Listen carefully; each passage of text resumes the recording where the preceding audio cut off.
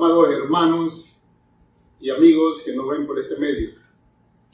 En esta mañana tengo la oportunidad y el privilegio de compartir un mensaje de la palabra de Dios, pues gracias a la invitación que nos extendiera nuestro pastor, sobre todo en estos momentos donde el mundo está viviendo una crisis producto de la pandemia que estamos viviendo, ¿verdad?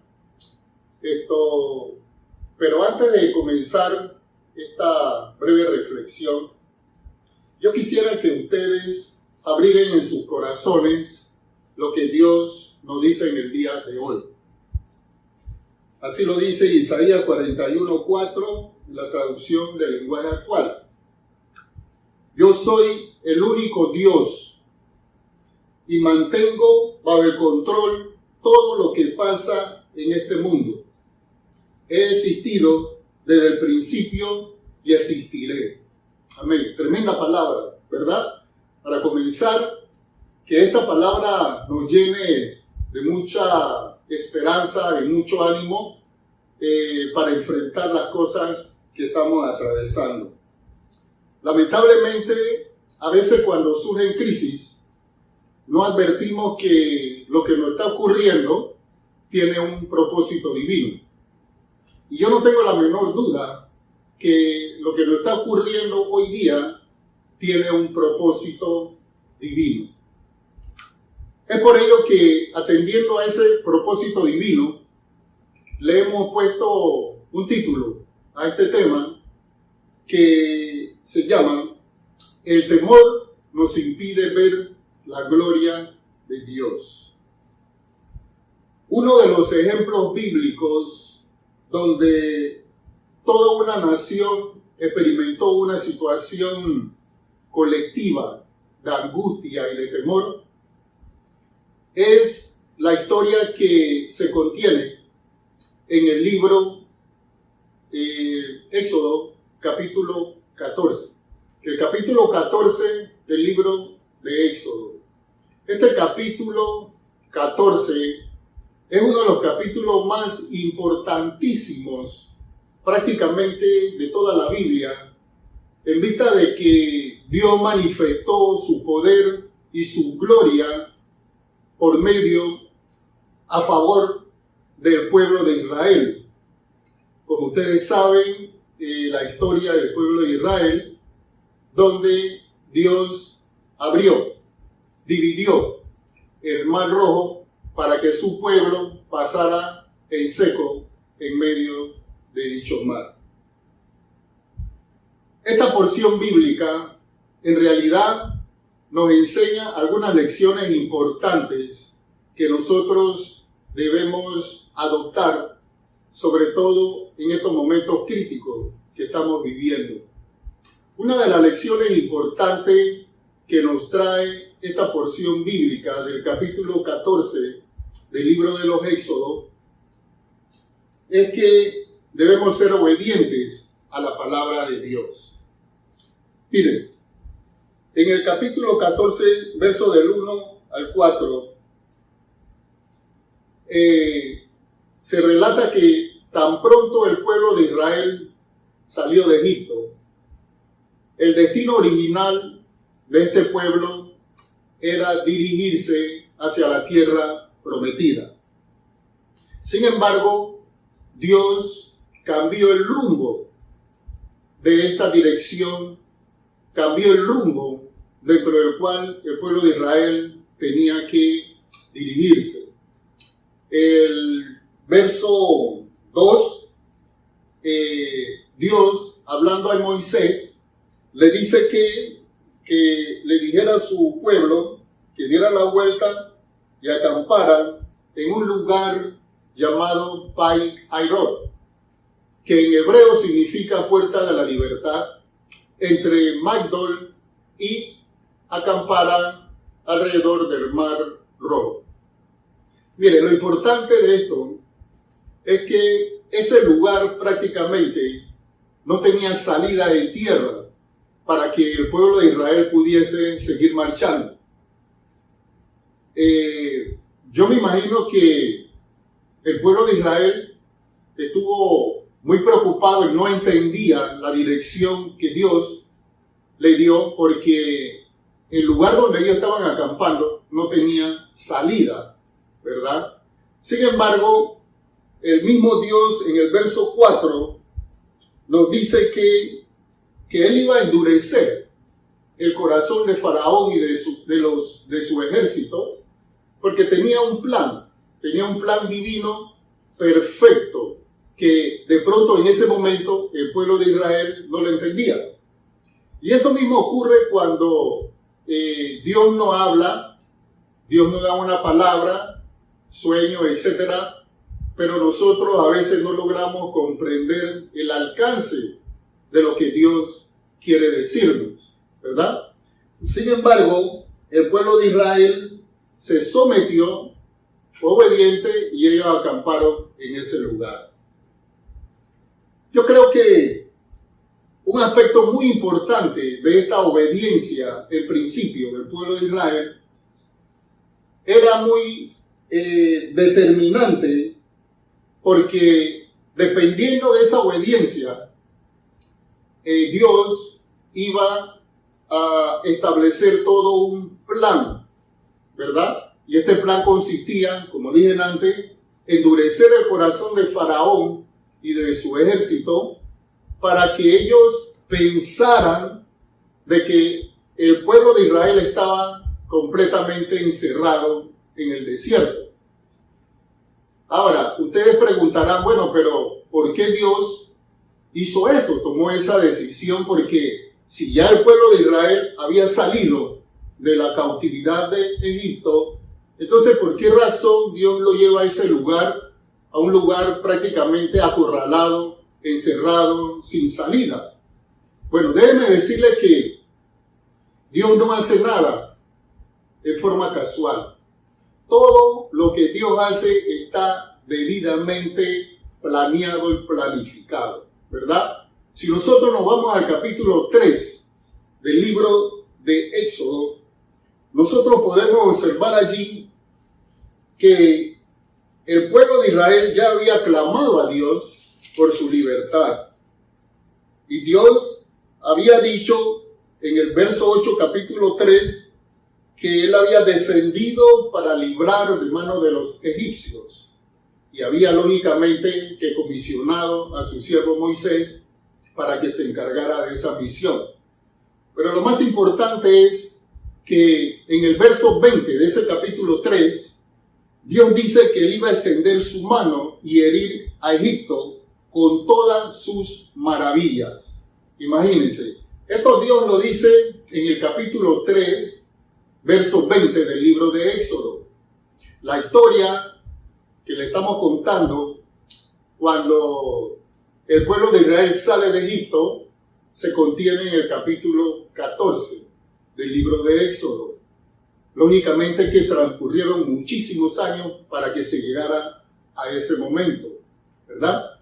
Sin embargo, el plan que Dios tenía era, entre otras cosas, glorificar su nombre y herir a el pueblo de Egipto y a todo su ejército, y más adelante lo veremos, ¿verdad? Yo creo que la obediencia es bien importante, porque como todos sabemos, la obediencia trae consigo bendiciones, ¿verdad? Y una de esas bendiciones, por ejemplo, se destaca en el Salmo 91:10, que dice que no te sobrevendrá mal, ni plaga tocará tu morada. Sobre todo esta promesa es muy importante en estos días que estamos llenos de temor y de pánico. Tenemos que proclamar, tenemos que declarar la palabra de Dios con fe. Si nosotros regresamos a la historia que inicialmente estuvimos comentando, el pueblo de Israel, cuando ellos se sintieron prácticamente acorralados, por allá por el verso 11 y 12 de este capítulo 14, ellos iban avanzando, imagínense, la Escritura nos enseña que aproximadamente habían más de 600,000 hombres que salieron de Egipto, sin contar los niños y las mujeres. Entonces, aparte de eso, iban con todo su ganado, ¿verdad? Así que era una cantidad inmensa de personas, ¿verdad?, que salían de Egipto. Sin embargo, es importante que nosotros entendamos que una vez que ellos salieron de Egipto, como cuenta los versos 11 y 12, cuando Dios endureció el corazón de Faraón, lógicamente que lo endureció para cumplir su propósito, ¿verdad?, que está señalado en el capítulo 3 del verso 20 del libro de Éxodo, donde él decía allí que él iba a herir a Egipto. Entonces, acá en el capítulo 14, versos 11 y 12, está por cumplirse, ¿verdad?, esa promesa que Dios le había hecho a los hijos de Israel. Ahora, ¿cuál es la importancia que se destaca en esto? Lo importante es que en medio de todo eso ya Dios había dicho que iba a glorificar su nombre. Y uno se pensará, bueno, pero ¿cómo es esto? Que Dios se glorifica cuando hay desgracia, cuando hay situaciones así que uno no entiende.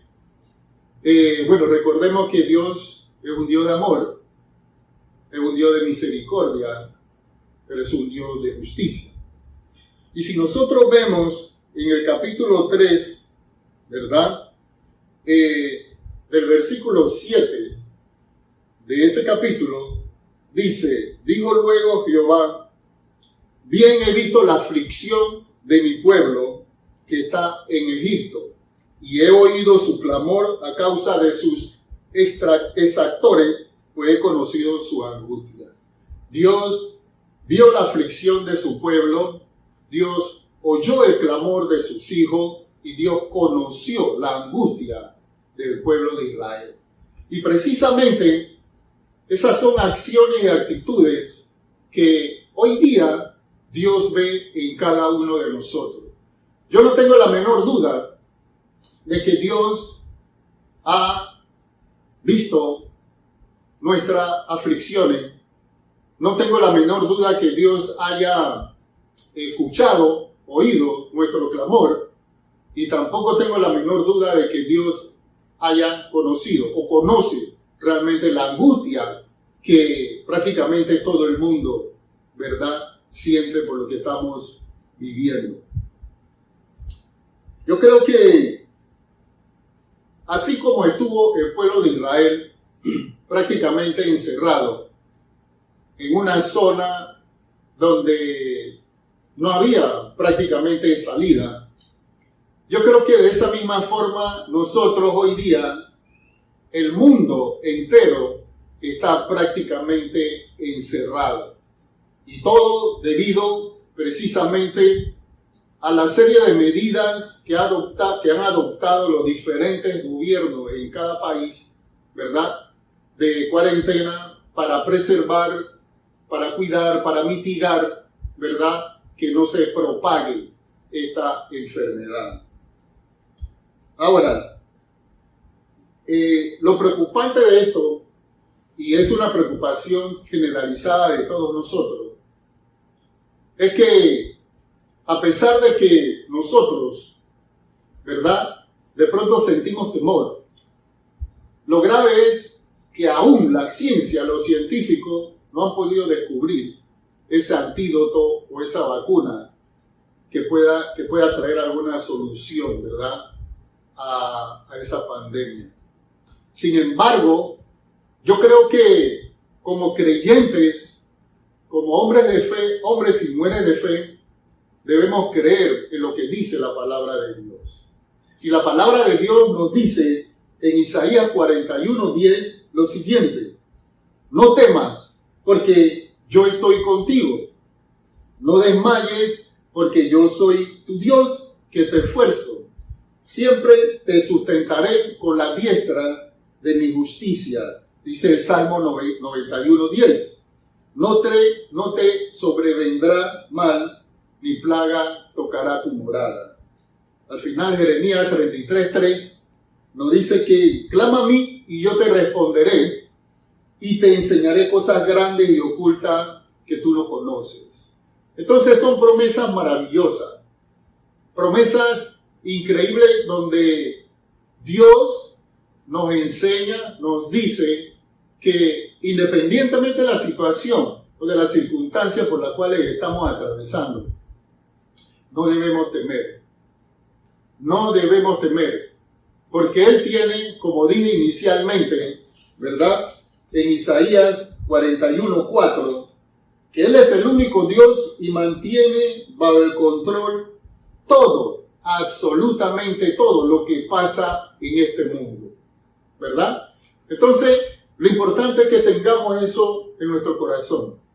Dios tiene el control de todas las cosas y Él no va a permitir, ¿verdad?, que su pueblo, que su iglesia, ¿verdad?, esté sufriendo más allá de lo que debe ser.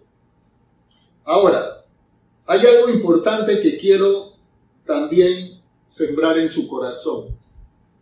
Mire, la palabra de Dios es el mejor antídoto o vacuna que pueda existir contra el virus del temor, contra el virus de la preocupación, contra el virus de la incredulidad. ¿Verdad? ¿Cuántos lo creen? Claro que amén. Entonces, si nosotros estamos claros en eso, ¿verdad?, debemos confiar ciegamente en las promesas de Dios.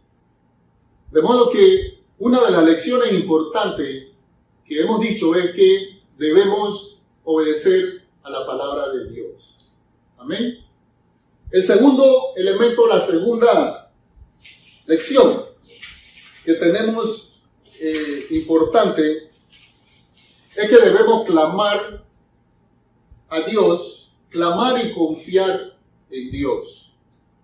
Ahora, es necesario que sepamos, porque a veces hay un poco de confusión en esto, el clamor y la oración no es lo mismo. Lógicamente que el clamor es una oración, pero es una oración más profunda que cualquier oración tradicional. Porque cuando clamamos a Dios, nos humillamos. Cuando clamamos a Dios, nosotros lloramos, gemimos delante de Él para rogarle y pedirle algo por alguna situación, un dolor, una enfermedad, un accidente, precisamente por lo que hoy día está ocurriendo en el mundo. Todas las naciones están clamando a Dios y no tengo la menor duda, como dije antes, de que Dios tiene el control de todas las cosas, ¿verdad? Ahora, en la Biblia encontramos diferentes clases de temores. Hemos podido destacar 3 clases de temores. Por ejemplo, hay de clamores, perdón. Hay gritos de desesperación, gritos de impotencia y gritos de fe. Por ejemplo, el grito de desesperación lo podemos ver fácilmente en el Evangelio de Mateo, capítulo 14, verso 30, que es la historia cuando Pedro se lanza al agua y él ve que la ola viene de frente, siente que se hunden y entonces él clama al Señor y le dice: Señor, sálvame. Entonces fue un grito de desesperación. Ya todos ustedes conocen la historia, ¿verdad? El segundo grito es de impotencia. Un ejemplo de esto lo tenemos en el segundo libro de Crónicas, capítulo 20, verso 12, donde el rey Josafat, al verse amenazado por los moabitas y los amonitas, ¿verdad?, que querían desatarle una guerra, este rey clamó a Dios. Y clamó a Dios y le dijo que lo ayudara porque él no sabía qué hacía. Él se sentía prácticamente impotente frente a la soldadesca que estaba amenazando contra él y el pueblo de Judá. El otro ejemplo, el grito de fe, es el que se contiene en el Salmo 34:15, que dice así: los ojos de Jehová están sobre los justos y atentos sus oídos al clamor de ellos. Cuando nosotros regresamos a la historia que nos ocupa, el capítulo 14, verso 10, nosotros observamos allí que el pueblo de Israel, lógicamente, se llenó de temor y de pánico, porque como quiera que Dios endureció el corazón de Faraón, ¿verdad? Puso en su corazón que tenía que perseguirlo. Y en efecto, cuando los hijos de Israel vieron que el pueblo de Egipto, con todos sus soldadescas, ¿verdad?, lo estaban siguiendo, ellos clamaron y sintieron pánico. Ahora, yo puedo entender definitivamente que el clamor de pronto era justificado en ese momento, porque estaba en riesgo, ¿verdad?, la vida de ellos, la vida de sus familiares. Y lo más importante es que estaban en un área totalmente cerrada, sin salida. Una calle sin salida, como decimos nosotros. Pero como les dije antes, Dios tenía un propósito para eso. Entonces lo importante es que el pueblo de Israel, cuando se vio asediado por el pueblo egipcio, ellos inmediatamente, una vez que clamaron a Dios, seguidamente se quejaron y le reclamaron a su líder Moisés que por qué Moisés lo había sacado de Egipto, porque ellos estaban allá bien, ¿verdad? Ellos estaban haciendo su labor de esclavitud bien, que si por qué, si los había sacado, si allá en Egipto había muchas tumbas, entonces por qué fue necesario que los sacara para que ellos murieran en el desierto. Imagínense ustedes. Y yo creo que yo no censuraría al pueblo de Israel, porque a veces nosotros somos como ellos. Nos olvidamos realmente de las promesas de Dios. Cuando Dios no contesta, cuando Dios no bendice, entonces nos apartamos. Y cuando necesitamos de Él, nuevamente regresamos. Pero no recordamos realmente uno de los mayores milagros que Dios ha hecho en nuestras vidas. Ha sido que nos haya dado prácticamente, que tengamos nosotros en nuestros corazones a nuestro Señor Jesucristo. Es el regalo más grande que nosotros hemos tenido y que cualquier persona puede aspirar. Tener a Cristo en nuestro corazón. Pero volviendo al tema, este pueblo se quejó, hubo una actitud de quejabanza contra Moisés, ¿verdad? Y Moisés, lógicamente, airado, clamó a Dios, y Dios le dice, bueno, pero ¿por qué clamas a mí? Dile al pueblo que avance. Entonces, cuando Dios dice eso, o porque en el fondo el pueblo tenía que tener fe, tenía que confiar en Él. Sin embargo, no lo hicieron. Ahora, el último elemento importante aquí que podemos aprender de esta lección es que Dios se glorifica en medio de nuestros temores, ¿verdad? De acuerdo con Isaías 43:7 nos enseña que nosotros, usted y yo, hemos sido creados para glorificar a Dios, lo cual significa que todo cuanto nosotros hagamos según la voluntad de Dios, ¿verdad?, es para glorificarlo a Él única y exclusivamente. Eso nos indica que nosotros no debemos sentir temor, porque en medio de la circunstancia que nosotros estamos viviendo, lógicamente que debemos abandonar todo lo que es el temor. Ahora, la palabra nos enseña que Dios no nos ha dado un espíritu de temor, sino de poder, de amor y de dominio propio. Ese espíritu de poder es el regalo maravilloso que Dios nos ha entregado, el Espíritu Santo. Por medio de Él tenemos la capacidad de soportar, tener la paciencia suficiente para soportar cualquier evento. Porque precisamente dentro del fruto del Espíritu está la paciencia. El amor, el espíritu de amor, que es aquel sentimos ese amor para con Dios y con nuestros semejantes. Y como ustedes saben, el amor, el perfecto amor, el verdadero amor, echa fuera todo temor.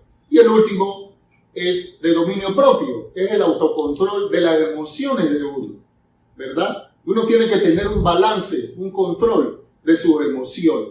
De modo que, en términos generales, esas son las 3 lecciones que nosotros hemos podido advertir. Hay muchísimas lecciones en este capítulo 14, pero para los efectos de la enseñanza que queríamos compartir, creo que nos bastaría eso. Yo les invito para que ustedes en sus casas, ¿verdad?, continúen la lectura, el análisis y la meditación de este capítulo 24. Yo no sé cuántos de nosotros estamos como el pueblo de Israel. A veces nos sentimos acorralados, amenazados, a veces somos desobedientes, ¿verdad? Pero no ponemos nuestros ojos, no enfocamos nuestra mirada en Él, en nuestro Señor Jesucristo, ¿verdad? Y lo más importante de esto es que en medio de toda la situación, el nombre de nuestro Señor Jesucristo debe ser glorificado. No tengo la menor duda de que ya en medio de esta situación que estamos viviendo, el Señor se ha estado glorificando. Y la gloria postrera, ¿verdad? Esa gloria mayor, lógicamente que la esperamos cuando ya desaparezca esta pandemia de la tierra. Mire, Dios no llega tarde. Tenemos un ejemplo clásico en la Biblia, la historia de Lázaro en el capítulo 11 del Evangelio de Juan. Las hermanas de Lázaro apuradas: Señor, Señor, si hubieras estado aquí, mi hermano no hubiera muerto. Y el Señor llegó al 4º día. Y ese 4º día, Él le dijo que esa enfermedad no era para muerte. Le preguntó a Marta: ¿no te he dicho que si crees verás la gloria de Dios? Y inmediatamente le dio la orden a Lázaro: Lázaro, ven fuera. Y Lázaro salió. Yo le quiero dar las gracias a ustedes por su atención. Gracias por darme el privilegio de entrar a sus hogares. Yo quisiera en esta hora orar en estos momentos, los minutos, ¿verdad?, por todas aquellas personas, ¿verdad?, que de pronto se han sentido identificadas con este mensaje, que debemos obedecer a la palabra de Dios, que debemos clamar y confiar en Dios, y que Dios se glorifica en todos nuestros temores, ¿verdad? Yo quisiera que, si usted es una de esas personas, incline su rostro ahí donde está, y si quiere tener que Jesús de Nazaret entre a su corazón, incline su rostro y repita conmigo esta simple oración. Señor Jesús, te doy gracias por este momento. Gracias, Señor, por perdonar mis pecados. Te pido que me perdones. Yo te ruego, Señor, que entre en mi corazón, que me hagas una nueva persona y que me inscribas en el libro de la vida. Yo te doy gracias, Señor, en el nombre de Jesús. Amén. Si usted ha hecho esta oración, déjeme decirle que ya usted forma parte de la familia de Cristo, ¿verdad? Yo le invito para que usted se mantenga con esa actitud de fe. Visite una iglesia donde le prediquen sobre la palabra de Dios. Lea la Biblia diariamente y ore, porque son instrumentos necesarios para que usted pueda tener una relación con nuestro Dios. Ahora, también quisiera en esta hora orar por la situación que está ocurriendo, ¿verdad? Por la familia que nos ven, etcétera. Quisiera elevar un clamor al Señor para que Él tome el control, como en efecto lo dice su palabra. Amado Dios y Padre Celestial, en esta hora, Señor, yo te ruego y clamo a ti, Señor. Inclino mi corazón, Señor, humillo mi corazón delante de ti para rogarte, Señor, que tengas misericordia de Panamá, que tengas misericordia del mundo, que tengas misericordia, Señor, de todas las cosas que están ocurriendo, Padre eterno. Sabemos que hay un propósito eterno en medio de esta situación. Trae, Señor, la sabiduría necesaria a los gobernantes, a las autoridades que están en eminencia, En nuestro país particularmente, te pido una bendición para nuestro presidente, su equipo de gabinete, el equipo del Ministerio de Salud, todas aquellas personas profesionales y técnicos, científicos que están examinando, investigando, Señor, acerca de este terrible virus, Padre. Te lo ruego en el nombre de Jesús, trae la paz necesaria a nuestros hogares. Guarda y protege, Señor, a tu iglesia. Te lo rogamos en el nombre de Jesús y te doy muchísimas gracias. También quisiera orar por todas aquellas personas que de una forma voluntaria y desprendida ofrecen su colaboración y apoyo a nuestra iglesia por medio de sus ofrendas. Padre, te doy gracias por todas aquellas personas que a pesar de las circunstancias por las cuales estamos atravesando, Señor, mantienen un corazón fiel a ti. Porque hoy día tu iglesia, Señor, no descansa. Tu iglesia, aun cuando está encarcelada prácticamente, está enfocada, Señor, por medio de los instrumentos tecnológicos que hoy día tenemos a disposición. Iglesia, ayuda, Señor, a los más necesitados, llevando comida a los más necesitados, ayudando y apoyando a los misioneros en diferentes lugares de esta nación y del mundo. Bendice a aquellos que ofrendan voluntariamente con ese corazón alegre, Señor. Y te pido, Señor, que tú multipliques esas bendiciones para ellos, y aquellos que de pronto no pueden en estos momentos, bendícelo también y dale la oportunidad para que ellos puedan formar parte, Señor, de esa bendición que tú tienes para nosotros. Gracias te damos, Señor, en el nombre de Jesús. Y para terminar, vamos a dar la bendición sacerdotal, tal como lo hacen en la iglesia. La bendición sacerdotal que se contiene en el libro del Número capítulo 6, versos 24 al 26. Que Jehová te bendiga y te guarde. Que Jehová haga resplandecer sobre su rostro sobre ti y tenga de ti misericordia. Que Jehová alce sobre ti su rostro y ponga en ti paz. Paz, mucha paz, que es lo que este mundo y esta nación están necesitando. Gracias te damos, Señor, en el nombre de Jesús, y pueden ir en paz. Saludos y bendiciones.